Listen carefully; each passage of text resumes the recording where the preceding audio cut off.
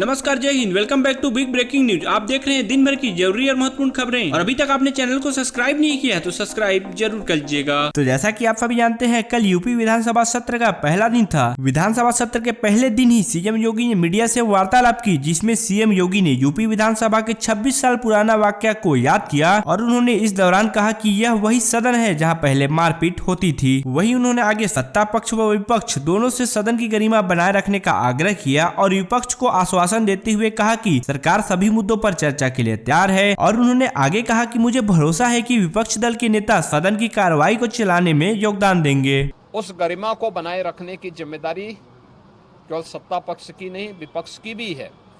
हम उस गरिमा को बनाए रखने में अपना योगदान दें और कोई भी मुद्दे हैं जनहित से जुड़े हुए, डेवलपमेंट से जुड़े हुए, लोक कल्याण से जुड़े हुए, उत्तर प्रदेश से जुड़े हुए, उन सभी मुद्दों पर सरकार परिचर्चा को तैयार है।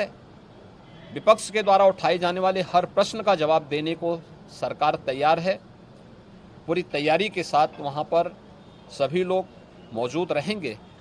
मैं इस अवसर पर विश्वास करूंगा कि हमारे विपक्षी दलों के माननीय सदस्य भी सदन की इस गरिमा को बनाए रखने में अपना योगदान देंगे और सदन की कार्रवाई को सुचारू रूप से संचालित करने, जनहित से जुड़े हुए मुद्दों को सदन में रखने और इस कार्यक्रम को, शीतकालीन सत्र को अच्छे ढंग से आगे बढ़ाने में अपना योगदान देंगे।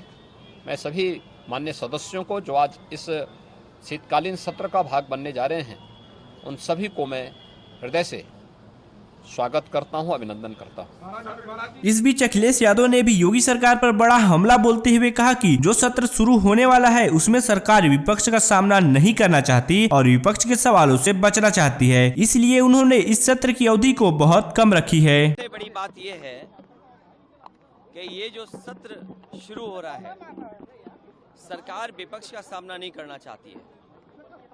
सरकार इतने कम समय के लिए जो ये सेशन चला रही है, इसका मतलब सरकार विपक्ष के सवालों से बचना चाहती है। विपक्ष के सभी सवालों का जवाब सरकार दे, इसी से लोकतंत्र मजबूत होगा, इसी से जनता की जो तमाम समस्याएं हैं उनके बारे में जनता को आखिरकार सरकार क्या कर रही है सुनने को मिलेगा।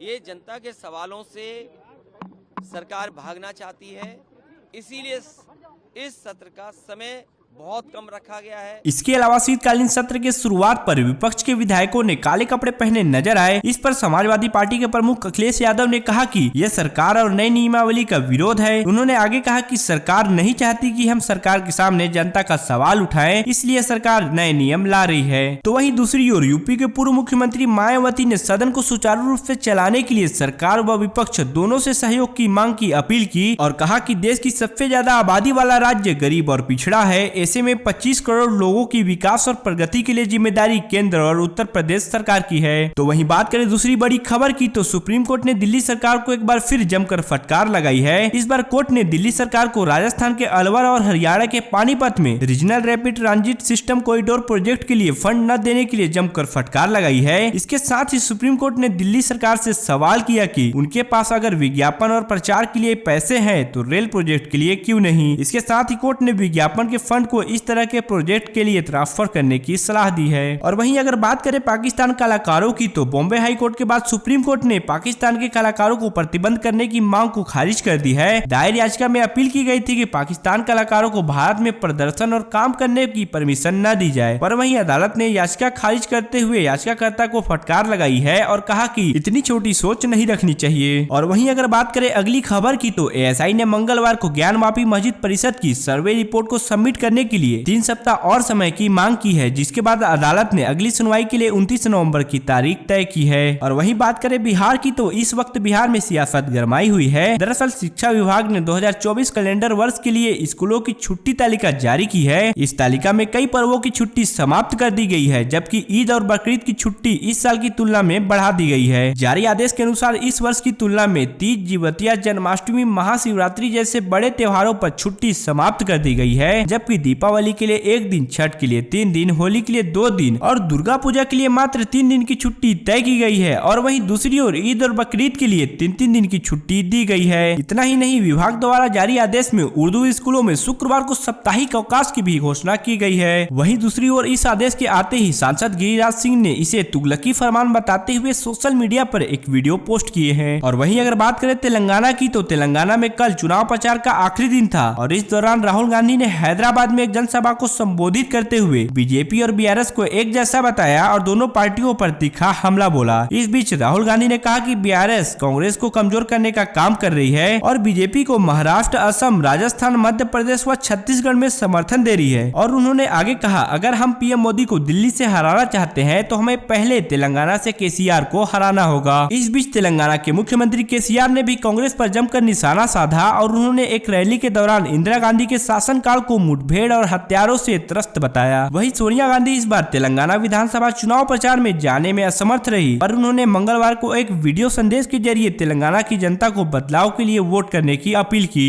ऐसे ही डेली अपडेट्स के लिए और खुद को खबरों के साथ जोड़े रखने के लिए सब्सक्राइब करें हमारा चैनल।